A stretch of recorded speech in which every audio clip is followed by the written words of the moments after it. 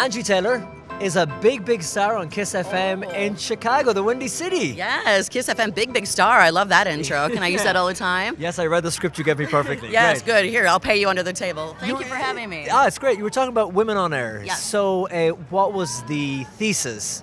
What were the bullet points? Well, the general theme of what the conversation that we just had about women were why there weren't a lot of women on the air in general. Also about pay discrepancies between men and women, which I know is an issue everywhere, not just in America. And then how to get more women on the air and why they're not. Yeah, so let's start at the beginning. Yeah. I know that in Ireland, most of the national stations, 7 to 7, the daytime slots, it's predominantly male. Yeah. Is it the same where you are? Yeah, it is predominantly. I mean, I think a lot of times the women that are on the air in the States, a lot of them do have their own shows, but if they are part of a breakfast show, they're the sidekick the co-anchor, and there's not. Why is that? Yeah, I don't know. So there was a horrible myth that's been perpetuated forever in radio that women don't like to listen to other women on the radio, which is bizarre since we target women. That's our demographic. We want to appeal to women, and I would think the most relatable thing in the world would to hear another woman talk about their life, their problems, their everything, because I can relate to that. Oh, you just broke up with your boyfriend. Oh, you're a mom, whatever it is.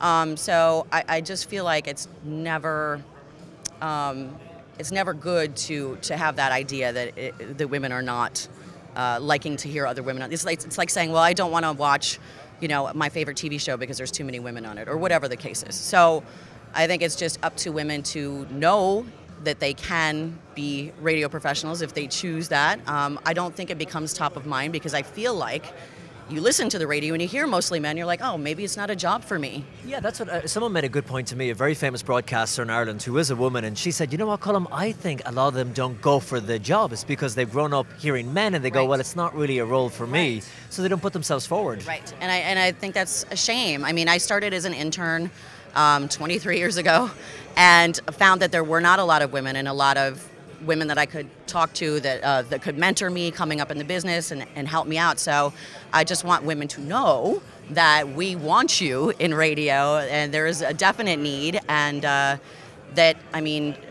just to be yourself and to know that if you work hard, you can have any job in radio that you want. But it definitely was not very easy coming up without women to sort of help you along the way and teach you the ropes, so to speak. So, but yeah, not hearing them on the air made it think